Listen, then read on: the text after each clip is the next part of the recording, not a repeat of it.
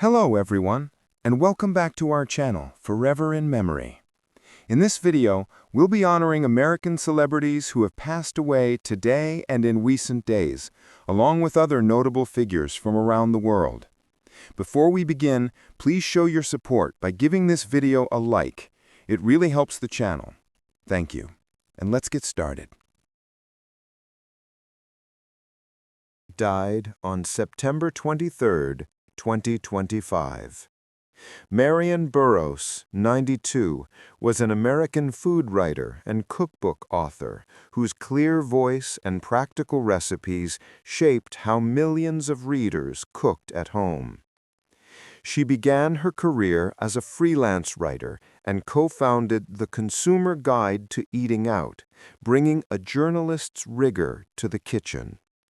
In 1983, she joined the New York Times, where for more than 2 decades she reported on nutrition, food safety, and the politics of what Americans eat, while also offering readers accessible recipes that worked on a weeknight. Among her most famous contributions was the plum torte, a simple, versatile dessert she published in the Times in 1983. It became so beloved that the paper reprinted it annually every September for years, a tradition that turned the recipe into a seasonal ritual across countless American households. She also wrote more than a dozen cookbooks, including The New Elegant but Easy Cookbook and Eating Well is the Best Revenge, balancing elegance with economy and showing that good food did not require extravagance. Burros was admired not only for recipes, but for her persistence in covering food policy.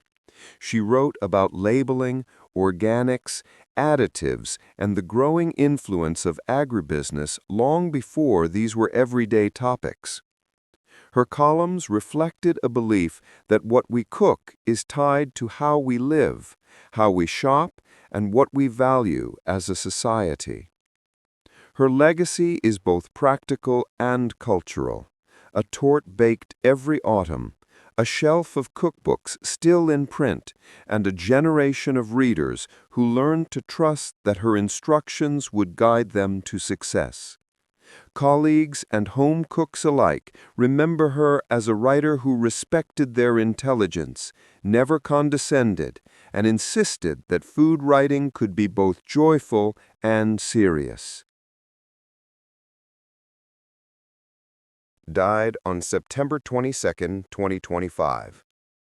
Ivar Buxla, 84, was a Norwegian theologian and educator who devoted his career to studying and teaching Christian philosophy and ethics.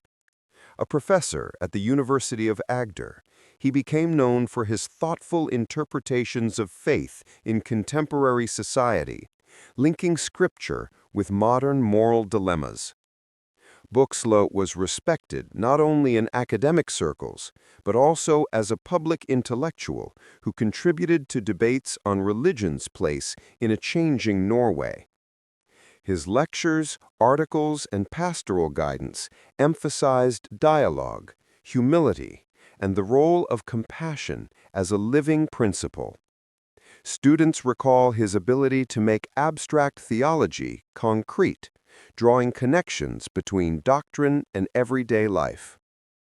Beyond scholarship, he engaged in interfaith and cultural conversations, believing that understanding across traditions was essential for social harmony. He served on committees, wrote essays, and mentored clergy who carried his influence into congregations across the country. His passing leaves a gap in Norwegian theological life.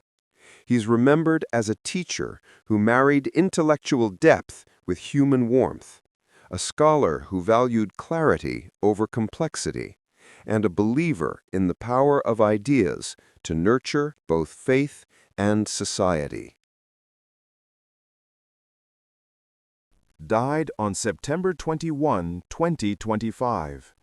Miguel Calderon Gomez was a Spanish jurist, academic and former magistrate whose long career bridged the classroom, the courtroom, and public service. Trained in law during the democratic transition of Spain, he became known as both a careful scholar and a principled judge, respected for clarity in reasoning and fairness in rulings. Calderon Gómez taught generations of law students, publishing essays and commentaries that connected constitutional principles with the lived realities of citizens. His lectures emphasized that justice was not an abstraction, but a daily practice requiring rigor, humility, and respect for human dignity. Colleagues valued him as a mentor who offered guidance freely, encouraging young lawyers to see law as service rather than status. On the bench, he gained a reputation for independence of thought and balance, resisting political pressure while insisting on transparency and accountability. His written opinions were praised for their precision and for their insistence that the law remain a tool for protecting rights, especially in times of social or economic tension. Even after retirement, Calderon Gómez continued writing and speaking on legal reform, judicial ethics, and the importance of trust between citizens and institutions. His passing is marked not only by the legal community, but also by former students and colleagues who remember a man of quiet authority, deep knowledge, and unshakable integrity. Died on September 20th, 2025. Matt Beard, 46, was an English football manager whose career traced a path through women's football in Britain and abroad, helping to professionalize and popularize the women's game at a decisive moment in its growth. Known for his tactical adaptability and steady leadership, he managed clubs including Chelsea Women, Liverpool Women, West Ham United Women, and the Boston Breakers in the United States. Beard's most celebrated spell came with Liverpool, where he guided the team to back-to-back FA Women's Super League titles in 2013 and 2014, proving that careful recruitment and modern training could lift the profile of the league itself.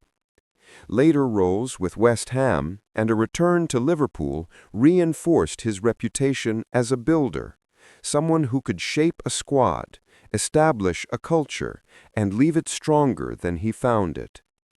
Abroad, his work in the National Women's Soccer League extended his influence into a new market, bringing English managerial perspectives into conversation with the American game. Players often spoke of his man-management skills, an ability to demand professionalism while also protecting the human side of sport. He mentored young talents into internationals, balanced veteran experience with youth, and consistently advocated for better facilities, medical support, and respect for women's teams. His death at a relatively young age is felt across the football world.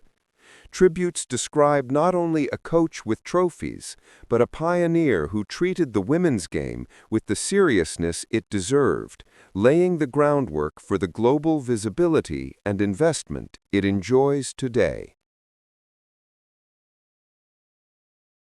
Died on September 25, 2025. Arya Muscona, 83, was an Israeli actor and television personality whose warm presence and versatile talent made him a familiar figure to audiences for decades. Trained in the performing arts in Tel Aviv, he built a career that crossed stage, screen, and broadcast, often bringing humor and humanity into his roles. Muscona appeared in numerous Israeli films and television productions, where he became known for his ability to inhabit both comic and dramatic characters with equal conviction. His timing and understated charm made him a favorite in ensemble casts, while his interviews and appearances as a host or guest revealed a quick wit and a gift for storytelling. Beyond acting, he was admired for his commitment to nurturing local culture. He participated in community theater, supported younger performers, and lent his voice to projects that highlighted Israeli life in all its variety. Colleagues often spoke of his generosity behind the scenes, an actor who cared about the collective craft as much as his own spotlight. His passing is marked not only by the entertainment industry, but also by viewers who grew up with his performances and felt they knew him personally. Arya Muscona is remembered as a performer who bridged eras of Israeli media, leaving behind a legacy of laughter, empathy, and enduring artistry. Died on September 22, 2025. Yuri Shyardanov, 90, was a Russian scientist and educator whose life's work revolved around environmental chemistry and the protection of natural resources. A professor and researcher with a long career in academia, he specialized in water quality, ecological safety, and the chemical processes that sustain or endanger ecosystems. Shyardanov was known for blending laboratory rigor with public concern. His studies of pollutants, industrial waste, and their impact on rivers and soils informed regional and national policies in Russia, and he became a trusted advisor in questions of environmental regulation. Beyond research, he was deeply committed to teaching, guiding students through both the theory and the ethical responsibility of science. Many of his pupils went on to careers in ecological monitoring, public health, and sustainable development, carrying his influence into new generations. He published widely in scientific journals, wrote textbooks, and presented at conferences, always with an emphasis on how chemistry could be applied to safeguard daily life. Colleagues remember him not only for his intellect, but for his openness, an academic who welcomed debate and believed science should serve the public good. His passing closes a chapter in Russian environmental science. He is remembered as a pioneer in raising awareness about ecological risks, a patient mentor, and a voice reminding society that stewardship of the natural world is inseparable from human well-being. Born on October 18, 1960, in St. Agatha Berchem, a suburb of Brussels, Jean-Claude Camille François von Warenberg, later known worldwide as Jean-Claude Van Damme, grew up in an ordinary Belgian household with an extraordinary drive. His father, Eugène, ran a flower shop, while his mother, Eliana, looked after the family. From an early age, Jean-Claude was small, shy, and sensitive, often teased for his build, but he discovered in martial arts both a refuge and a destiny. At the age of 10, he began studying Shotokan karate, and it quickly became the center of his life. Training gave him discipline, balance, and a sense of confidence he had lacked. Hours spent repeating kicks, punches, and kata transformed his posture and his spirit.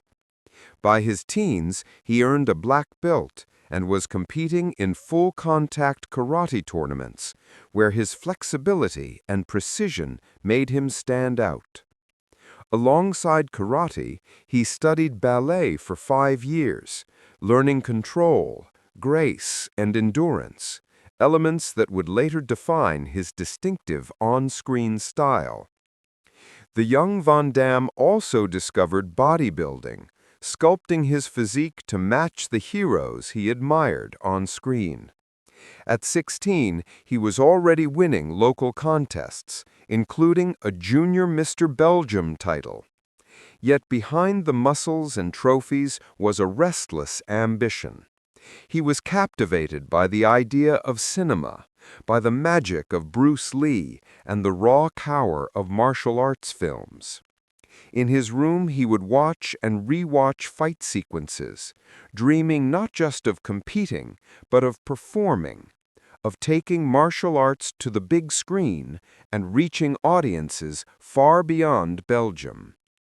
By the time he was in his late teens, Jean-Claude had become a promising athlete with a magnetic presence.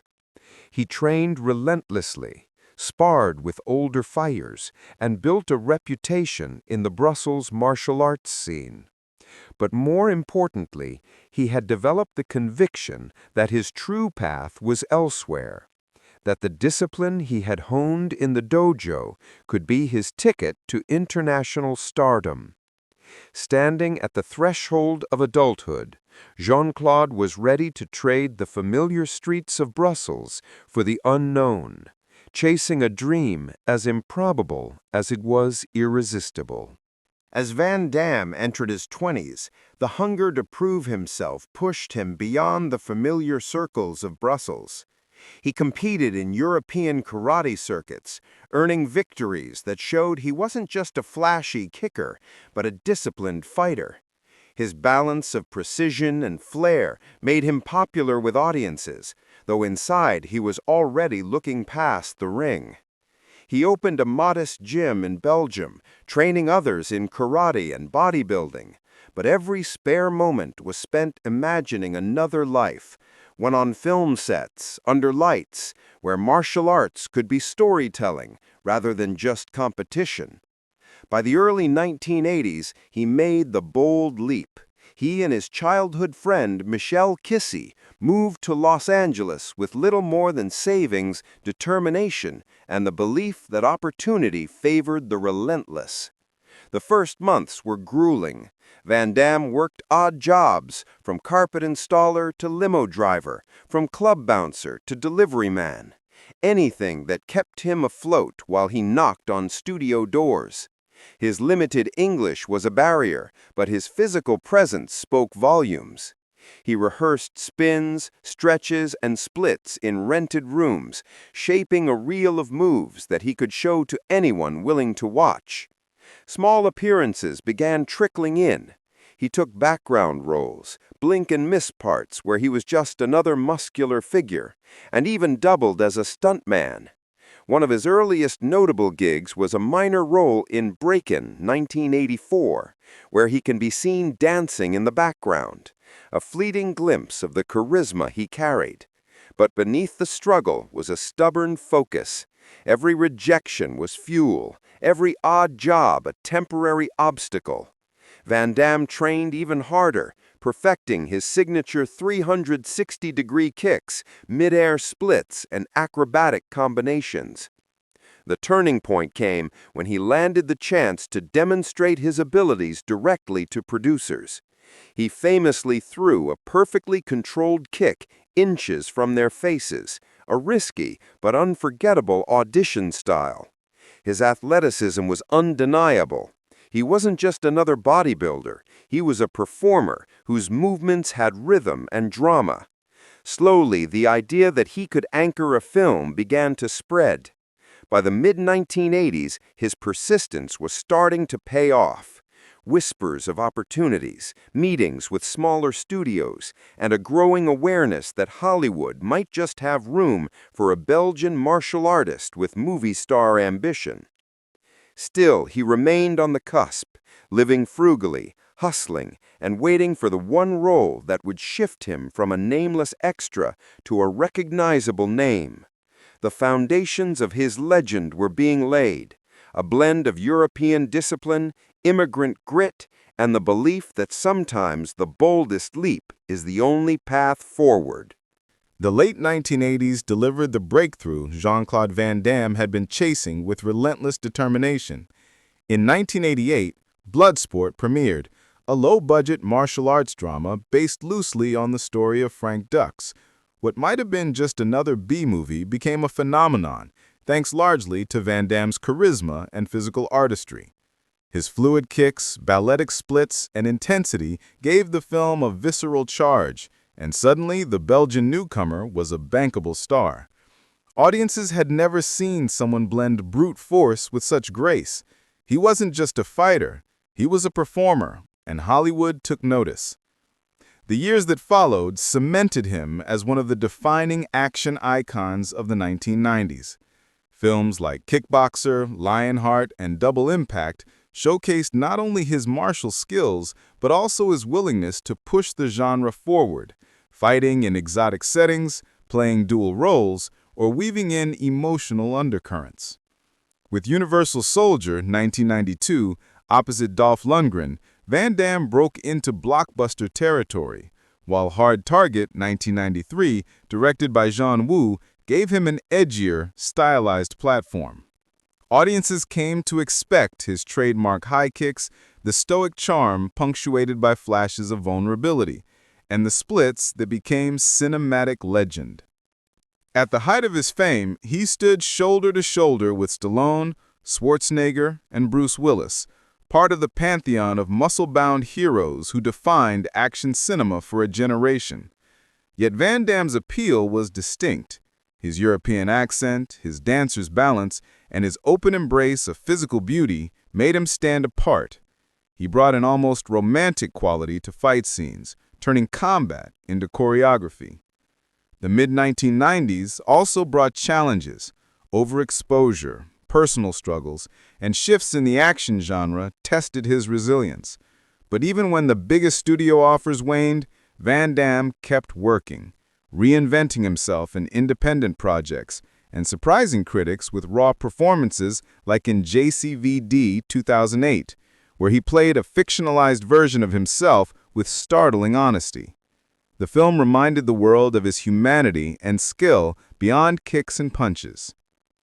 Van Damme is celebrated not just for his films, but for the perseverance that carried him from a flower shop in Belgium to the peak of Hollywood stardom. His story embodies discipline, ambition, and reinvention. To fans, he remains the muscles from Brussels, a symbol of how determination and artistry can transform a dreamer into a global icon.